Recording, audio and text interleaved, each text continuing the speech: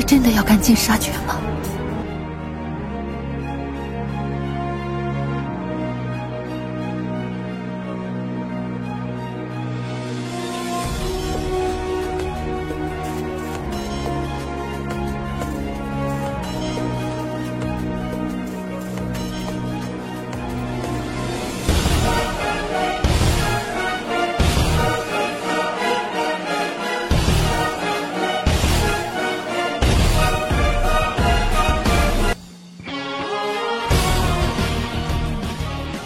Mimin akan kembali mendongeng alur cerita film yang berjudul Battle Through the Heavens. Dan mohon maaf apabila tidak sesuai dengan videonya ya, karena alur yang Mimin sampaikan ini belum dirilis filmnya. Dan Mimin ingatkan kembali, konten ini full spoiler, yang tidak suka boleh di skip ya. Yang suka semoga terhibur. Tanpa basa-basi kita mulai.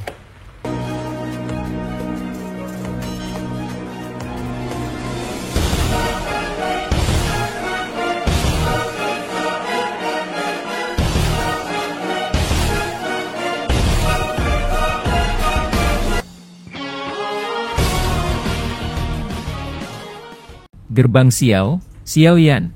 Ekspresi 11 Zen segera berubah ketika dia mendengar suara tenang itu masuk ke telinganya. Orang lain mungkin merasa bahwa nama ini asing, tetapi dia sangat mengenalnya. Pendiri Gerbang Xiao, pakar muda yang terkenal di seluruh wilayah sudut hitam. Saat itu, meskipun sudah 2 tahun sejak saat itu, cukup banyak orang di wilayah sudut hitam masih mengingat nama ini.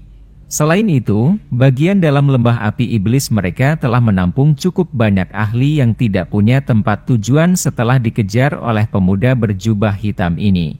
Karena itu, dia menyimpan ingatan yang dalam tentang orang ini. Bukankah dikabarkan bahwa dia meninggalkan wilayah sudut hitam? Mengapa dia muncul di tempat ini? 11 Zen menghapus jejak darah dari sudut mulutnya. Badai muncul di dalam hatinya. Bagaimanapun, orang ini bahkan telah membunuh seorang ahli seperti Han Feng yang memiliki setengah kaki di kelas Do Usong saat itu. Kembalinya dia tidak diragukan lagi akan membawa banyak tekanan pada lembah api iblis. Pikiran ini bergejolak di dalam hati 11 Zen saat niat untuk mundur secara bertahap muncul bersamanya. Saat itu, Xiaoyan mampu membunuh seorang ahli seperti Han Feng. Sekarang 2 tahun telah berlalu, sepertinya kekuatannya bahkan lebih menakutkan. Kemungkinan dia akan kesulitan menghentikan Xiaoyan sendirian. Niat bertarung 11 Zen dengan cepat menyebar saat pemikiran ini muncul. Matanya yang gelap dan dingin menyapu ke segala arah tanpa meninggalkan jejak. Kakinya tiba-tiba menginjak batu di belakangnya saat tubuhnya berubah menjadi sosok hijau yang melesat ke arah sekelompok siswa tempat Xiaoyu berada. Tindakan 11 Zen ini segera membangkitkan ketakutan para siswa dari Akademi Jianan ini. Dengan kekuatan mereka, ada celah yang mirip dengan ayam kecil dan elang. Saat menghadapinya, tidak ada gunanya membandingkan. 11 Zen dengan cepat melintas sementara semua orang panik. Namun, ketika dia hendak menyerbu ke dalam kelompok siswa, sosok hitam samar melintas dan muncul dengan cara seperti hantu di kejauhan. Penguasa hitam besar di tangannya membawa angin panas dan suara tajam dari angin deras saat itu menusuk kepalanya. Orang ini, kecepatan yang menakutkan. Hati 11 Zen mencelos saat melihat sosok hitam ini muncul. Tubuhnya tiba-tiba berputar dan dia berbalik. Setelah itu, dia bergegas menuju pintu masuk lembah. Dia dengan tegas berteriak kepada orang-orang dari lembah api iblis saat dia melarikan diri. Serang, bunuh mereka semua. Kedua ahli Doang terkejut ketika mereka mendengar teriakan keras 11 Zen. Mereka segera berhadapan, mengatupkan gigi, dan mengeluarkan senjata. Setelah itu, mereka mengeluarkan teriakan rendah saat memimpin banyak sosok hitam bergegas dengan marah ke arah Xiaoyan. Kalian semua harus mundur. Xiaoyan menoleh dan berbicara kepada Xiaoyu dan yang lainnya di belakangnya saat dia melihat orang-orang berpakaian hitam ini menyerbu. Xiaoyu tidak ragu-ragu setelah mendengar ini. Dia melambaikan tangannya dan membuat semua orang buru-buru mundur. Cahaya perak cerah tiba-tiba meletus di bawah kaki Xiaoyan setelah dia melihat Xiaoyu dan yang lainnya mundur. Tubuhnya segera bergetar dan banyak bayangan setelahnya tiba-tiba muncul di lembah. Tubuhnya berubah menjadi garis hitam buram.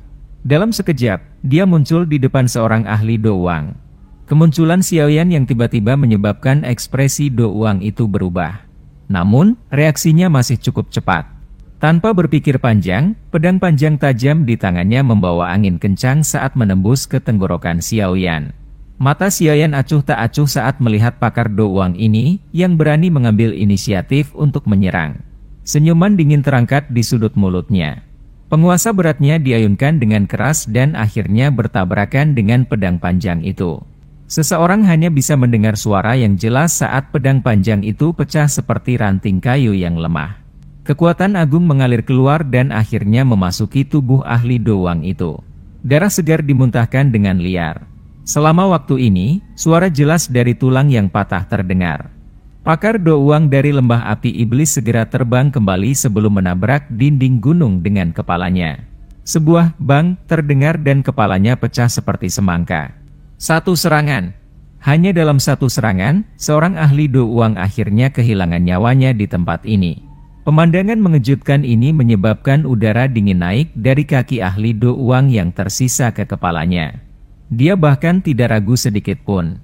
Sayap Douki di punggungnya dengan cepat diperpanjang saat dia menyerbu ke langit. Tubuhnya berbalik dan lari. Namun, suhu di sekitar tubuhnya tiba-tiba melonjak saat dia baru saja membalikkan tubuhnya. Segera, gumpalan api hijau giok menyala dan muncul. Akhirnya, itu berubah menjadi api ganas yang benar-benar melilitnya. Api yang ganas segera membakar tubuh Do Wang yang melarikan diri di langit itu. Jeritan menyedihkan yang tajam bergema di lembah, menyebabkan hawa dingin menjalar ke tubuh orang-orang berpakaian hitam itu. Jeritan sengsara hanya berlangsung sesaat sebelum berhenti. Segera setelah sesuatu yang menyerupai arang hitam jatuh dari langit. Itu masih samar-samar mengeluarkan bau gosong. Arang hitam jatuh di depan puluhan orang berpakaian hitam itu. Para elit dari lembah api iblis ini, yang tangannya bahkan tidak akan terasa mati rasa ketika membunuh orang, tanpa sadar tertegun saat ini. Mata mereka ngeri saat menatap Xiaoyan dari jarak dekat. Mereka segera saling memandang dan memilih untuk melarikan diri bersama bahkan tanpa mencapai kesepakatan. Ketika dihadapkan dengan seorang ahli tingkat seperti itu, mereka hanya akan berakhir menjadi pengorbanan jika mereka menyerang ke depan. Tatapan acuh tak acuh Xiaoyan beralih ke orang-orang berpakaian hitam yang dengan cepat mundur. Sekelompok api tak terlihat muncul di depannya, dan fluktuasi tak terlihat segera menyebar.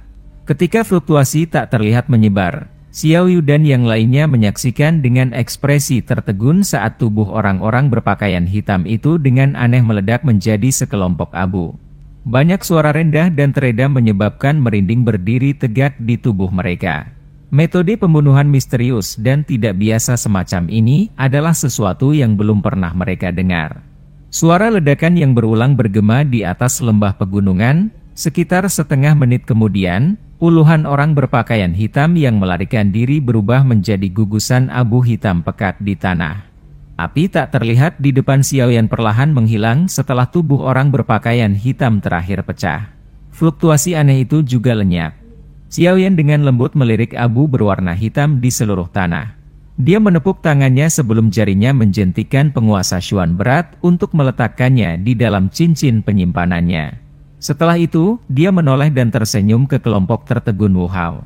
Rasa dingin yang menyelimuti tubuh Xiao Yu menghilang saat dia melihat senyum lembut di wajah yang dikenalnya itu. Dalam sekejap, lembah yang benar-benar sunyi itu sekali lagi dipenuhi dengan kehidupan. Para wanita muda yang berhasil lolos dari bencana besar segera berkumpul dan bertanya tentang kesejahteraan satu sama lain.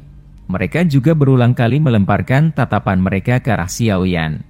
Tawa seperti lonceng keperakan dan tatapan yang tidak biasa dilontarkan selama periode waktu ini. Jelas, wanita muda yang seperti bunga ini sangat tertarik pada Xiaoyan. Pahlawan hebat yang muncul entah dari mana dan meninggalkan banyak prestasi di Akademi Jianan. Orang itu telah melarikan diri. Wu Hao tanpa daya menggelengkan kepalanya di hadapan suara kicau di sekitarnya sebelum dia berbicara dengan Xiao Yan. Selama Xiaoyan diblokir oleh orang-orang dari lembah api iblis, 11 Hen telah mengambil kesempatan dari kekacauan untuk melarikan diri dari lembah. Dia tidak bisa melarikan diri. Xiaoyan tertawa sebelum segera bertanya tentang kesehatan Wu Hao. Apa kamu baik-baik saja? Aku baik-baik saja. Dengan pil obatmu, aku seharusnya bisa pulih sepenuhnya setelah beristirahat selama beberapa hari. Wu Hao tertawa saat menjawab. Elder Wu, apakah kalian semua baik-baik saja? 3 sosok manusia bergegas turun dari langit. Salah satunya adalah Xian memegang Mai Di dan Moling saat dia terbang turun dari atas lembah. Wu Hao menggelengkan kepalanya. Tatapannya segera tertuju pada Xian saat dia tanpa sadar tertawa, tidak disangka kamu juga membawanya kembali. Penatua pertama sering membicarakannya.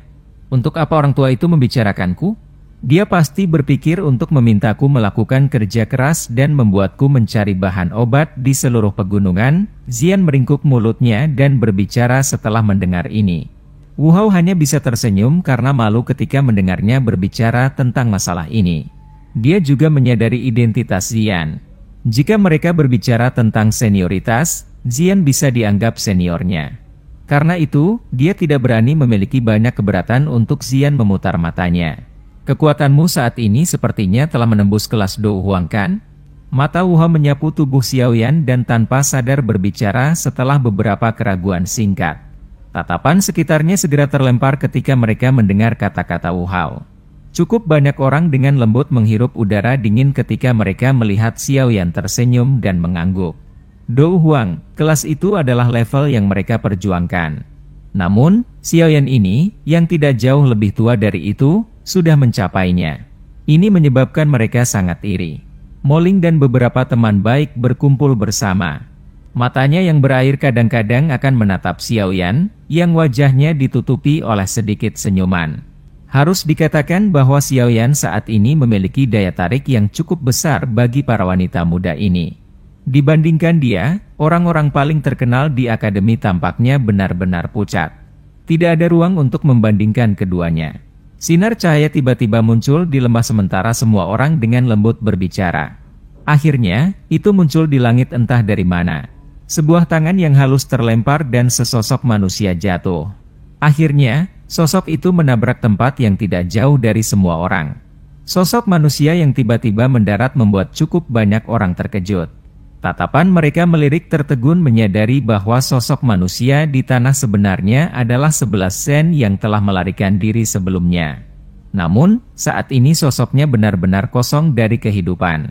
Wajahnya mengandung warna ungu keabu-abuan yang aneh. Sepertinya dia telah mati karena racun. Tatapan kaget tetap ada pada mayat 11 Sen di tanah untuk waktu yang lama. Tatapan semua orang tiba-tiba terangkat. Segera, mereka melihat seorang wanita berpakaian putih berdiri di langit yang kosong. Wanita berpakaian putih itu menggerakkan kakinya dengan lembut di bawah tatapan kaget semua orang. Dia perlahan berjalan melalui udara kosong dan mengungkapkan senyuman hangat untuk Xiaoyan. Namun, kata-kata yang dia ucapkan menyebabkan cukup banyak orang menggigil seolah kedinginan. Maaf, awalnya, aku berencana untuk menangkapnya hidup-hidup. Tidak disangka orang ini memiliki ketahanan yang rendah terhadap racun. Dia langsung mati karena racun yang menyerang jantungnya. Wu Hao menyeka keringat dingin dari wajahnya saat dia melihat wajah cantik dokter peri kecil yang berisi senyuman. Hatinya segera bergumam mengapa wanita yang mengikuti di samping orang ini begitu kuat. Selain itu, taktik mereka juga sekejam ini. Xiaoyan sedikit mengangguk. Dia melirik mayat di tanah sebelum sedikit mengerutkan kening. Dia memandang kelompok Wu Hao dan bertanya sambil tenggelam dalam pikirannya. Apa faksi lembah api iblis hanya ini? Senyum di wajah Wu Hao perlahan ditarik saat mendengar pertanyaan Xiaoyan.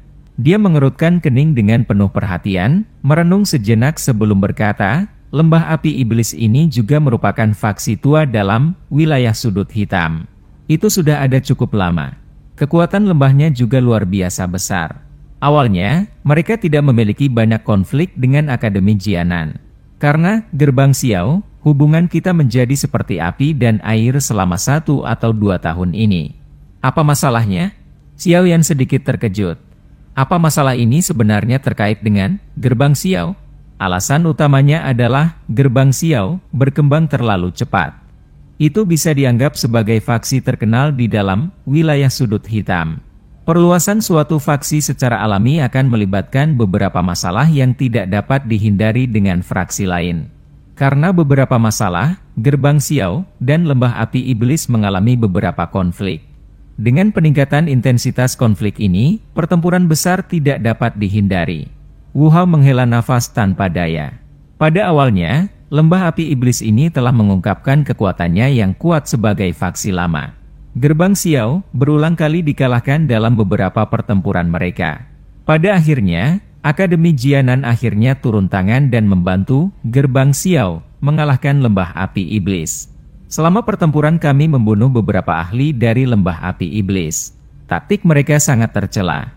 Setelah menyimpan dendam dengan Akademi Jianan, mereka diam-diam menyerang siswa dari akademi yang keluar untuk berlatih. Cukup banyak siswa telah mati di tangan mereka selama 1 hingga 2 tahun ini. Tindakan ini benar-benar membuat marah Akademi Jianan. Awalnya, kami jarang melakukan intervensi kecuali Gerbang Xiao dalam masalah besar. Pada akhirnya, itu pada dasarnya menjadi pertempuran besar antara Akademi Jianan dan lembah api iblis. Pertarungan hidup dan mati akan meletus saat para ahli dari kedua belah pihak bertemu. Wu Hao menggertakkan giginya ketika dia berbicara sampai saat ini. Jelas, dia merasa sangat marah tentang cara tercela lembah api iblis. Ekspresi Xiao Yan perlahan berubah menjadi gelap dan serius saat dia melihat wajah Wu Hao yang marah. Menyerang siswa biasa. Taktik semacam ini sangat tidak bermoral sehingga membuat seseorang berdiri tegak. Tidak heran Akademi Jianan akan sangat marah. Ia bahkan melepaskan sikap netralnya dan memulai perang dengan mereka. Tidak lama setelah Akademi Jianan dan lembah api iblis memulai perang, yang terakhir merekrut semua ahli yang telah bergandengan tangan dengan Han Feng dalam menyerang akademi dalam saat itu. Tujuan utama mereka adalah untuk melawan Akademi Jianan. Kekuatan lembah api iblis ini cukup kuat. Bahkan dengan kekuatan Akademi Jianan, sulit untuk dihilangkan. Karena itu, pertempuran besar terus berlanjut dengan jalan buntu. Dengan cara ini, akademi akan mengirimkan orang-orang kuat untuk menjaga siswanya setiap kali mereka keluar untuk berlatih. Namun, kabar ini tiba-tiba bocor kali ini dan mereka menemukan jejak kami. Jika kamu tidak muncul tepat waktu, kemungkinan orang-orang di sini tidak akan memiliki akhir yang baik. Wu Hao mengerutkan kening sambil terus berbicara. Jika kita membandingkan fondasi mereka, kemungkinan waktu lembah api iblis telah ada jauh lebih pendek daripada Akademi Jianan kan? Xiao Yan merenung saat dia berbicara. Akademi Jianan mungkin hanya memiliki penatua pertama Suqian sebagai satu-satunya elit Douzong mereka di permukaan, tetapi dia tahu bahwa akademi itu pasti menyembunyikan kekuatan yang sangat menakutkan. Salah satu contohnya adalah 2 penjaga aula di lembah misterius itu. Para penjaga itu tidak akan campur tangan sampai akademi mencapai titik di mana kelangsungan hidupnya berada di ambang batas.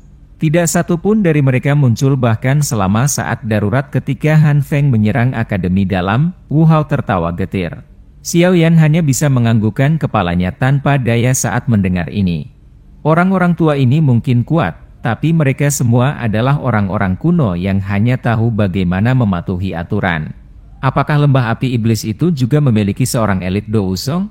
Xiao Yan mengerutkan kening dan bertanya. Penatua pertama Suqian adalah ahli sejati Douzong. Jika bahkan intervensinya tidak dapat menghabisi lembah api iblis, kemungkinan mereka juga memiliki seorang elit Douzong.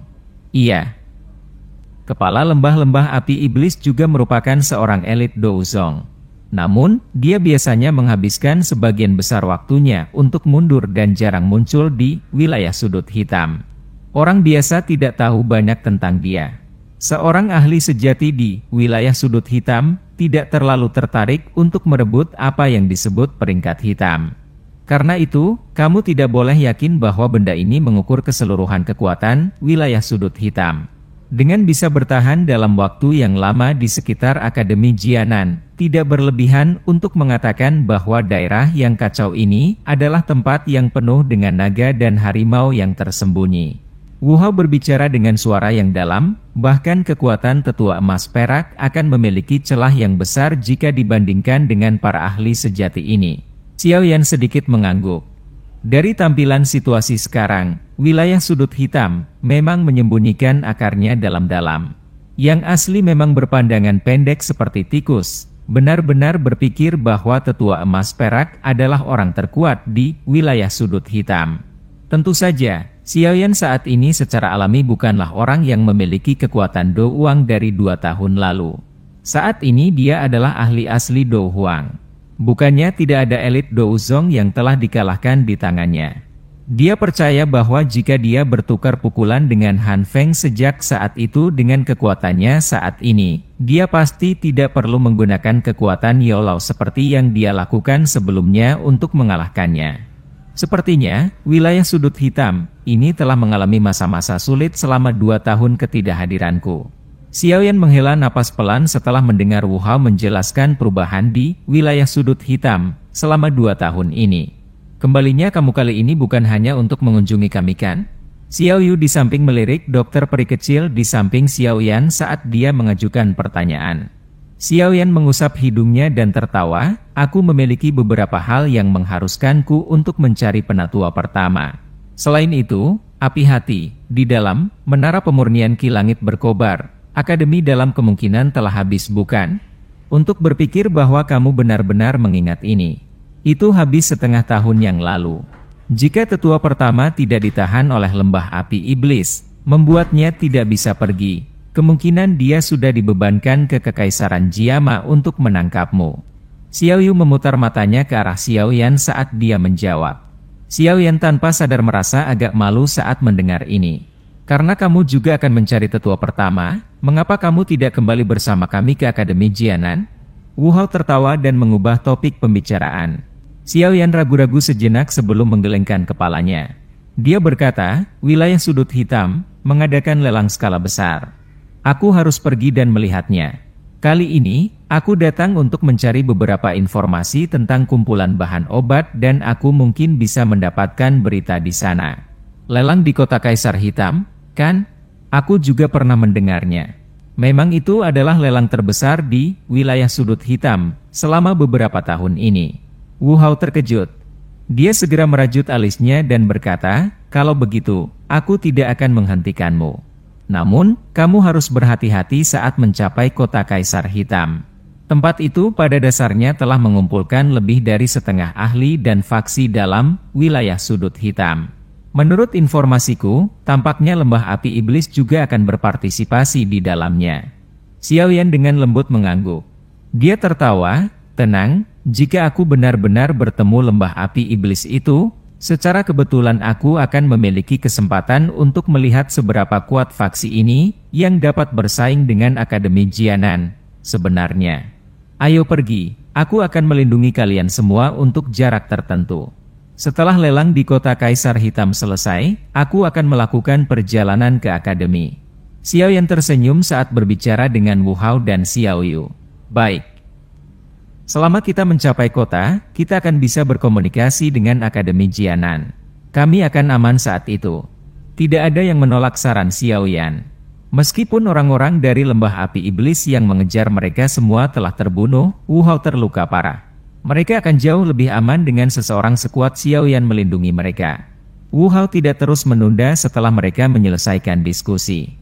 Dia berteriak dan memerintahkan semua orang untuk segera mulai bergerak. Setelah itu, mereka dengan cepat meninggalkan lembah kecil ini di mana mereka telah bertahan di garis antara hidup dan mati. Dengan jentikan jari Xiaoyan, mayat 11 sen berubah menjadi abu di tanah. Dengan cara ini, tetua keempat dari lembah api iblis diam-diam menghilang seperti asap. Mereka menghabiskan sekitar 2 jam perjalanan setelah mereka meninggalkan lembah sebelum sebuah kota muncul di tengah pegunungan yang tinggi. Xiaoyan memastikan bahwa kelompok Wu Hao diselesaikan sebelum mereka berpisah sekali lagi. Dia terus bergegas ke kota Kaisar Hitam. Waktu pelelangan akan segera dimulai dengan cepat. Karena itu, Xiaoyan hanya bisa mempercepat langkahnya. Meskipun Wu Hao cukup tertarik dengan lelang skala besar di kota Kaisar Hitam, dia tidak dapat meminta untuk mengikuti mereka dengan begitu banyak beban yang menggantung di sekitarnya. Bagaimanapun, kota Kaisar Hitam saat ini sangat kacau dan dipenuhi dengan segala macam orang. Jika terjadi kecelakaan, kemungkinan besar seseorang tidak akan dapat menemukan orang di dalamnya. Karena itu, dia hanya bisa menunggu di kota ini sampai para ahli dari Akademi Jianan bergegas dan akhirnya mengirim siswa-siswa ini, yang telah mengalami guncangan hebat, kembali ke Akademi. Kelompok Xiaoyan telah dengan cepat meninggalkan kota ini sementara Wu Hao merasa tertekan karena tanggung jawabnya. Mereka mempercepat langkah mereka dan terbang ke lokasi kota Kaisar Hitam menurut peta. Setelah melakukan perjalanan cepat tanpa henti selama sehari, kelompok Xiaoyan secara bertahap mendekati kota Kaisar Hitam. Saat jarak mereka dari kota Kaisar Hitam berkurang, Xiaoyan juga agak heran menemukan bahwa aliran manusia yang menuju ke kota Kaisar Hitam telah mulai meningkat. Jelas, orang-orang ini juga menuju ke kota Kaisar Hitam karena pelelangan. Di tempat seperti wilayah sudut hitam, wajar jika beberapa konflik akan meletus dengan kehadiran lebih banyak orang. Dokter peri kecil awalnya merasa agak terkejut dengan permusuhan orang-orang di tempat ini karena mereka melihat pertempuran berdarah muncul secara berkala. Pada akhirnya, dia benar-benar bisa mengabaikan mereka seperti Xiaoyan dan Xian. Mereka melanjutkan perjalanan dengan cara ini. Hanya ketika malam tiba barulah garis besar kota yang sangat besar menjadi sebagian terlihat di tepi penglihatan mereka. Kota besar di ujung jalan utama itu akhirnya muncul di hadapan Xiaoyan saat mereka mendekat. Xiaoyan mempelajari tembok kota yang menjulang tinggi dari kejauhan saat dia berdiri di atas lereng. Syok melintas di matanya. Kota Kaisar Hitam ini memang seperti namanya. Ukurannya yang besar tidak menyebabkan kata Kaisar menjadi lebih cemerlang. Tembok kota hitam pekat yang membentang ke cakrawala berisi perasaan dingin. Di bawah sisa sinar matahari, tembok kota berwarna hitam tampak seperti cermin yang memantulkan cahaya redup.